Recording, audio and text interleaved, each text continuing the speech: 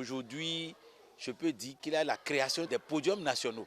On a par exemple la fête internationale de la musique qui est célébrée partout dans le pays. Nous avons également la fête de l'indépendance qui réunit beaucoup d'artistes sur plusieurs podiums. Ça aussi, c'est très bien. Il y a aussi des podiums qui ont été créés. Le podium de la fête de Gagny, le podium des Vodou Days. Vous avez beaucoup de choses qui ont été créées. Et également, nous avons aussi un programme d'action.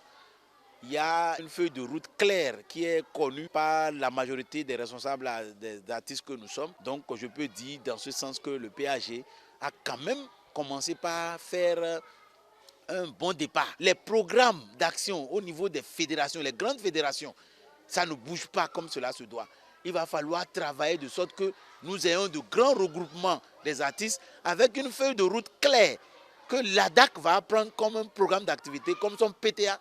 Et vous allez voir, nous allons transporter et vendre la culture béninoise au-delà des frontières béninoises, comme cela se fait en Côte d'Ivoire. Et également, le PAG doit mettre l'accent sur le consommant local.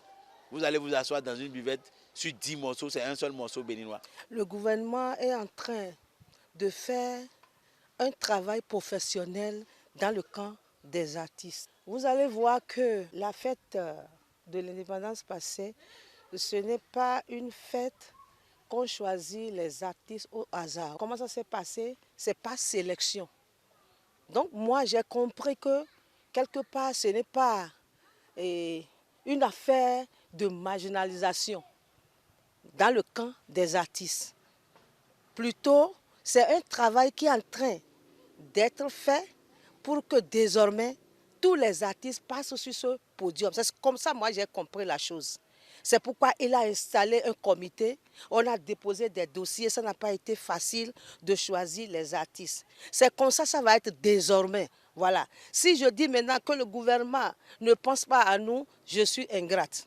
Il est en train de réfléchir au jour pour que dans notre camp, on soit satisfait. Le gouvernement en place, moi, je dis bravo à ce gouvernement déjà, parce que quand tu jettes un coup d'œil dans le pays, tu sens que quelque chose est en train d'être fait en bien pour que notre pays prospère. On peut dire véritablement ce qui a été fait, c'est le programme des classes culturelles. Aujourd'hui, l'État béninois a pu recruter 890 encadreurs culturels répartis sur toute l'étendue du territoire qui enseignent les arts, le théâtre, la danse, la musique et les arts plastiques à nos élèves de nos lycées et collèges.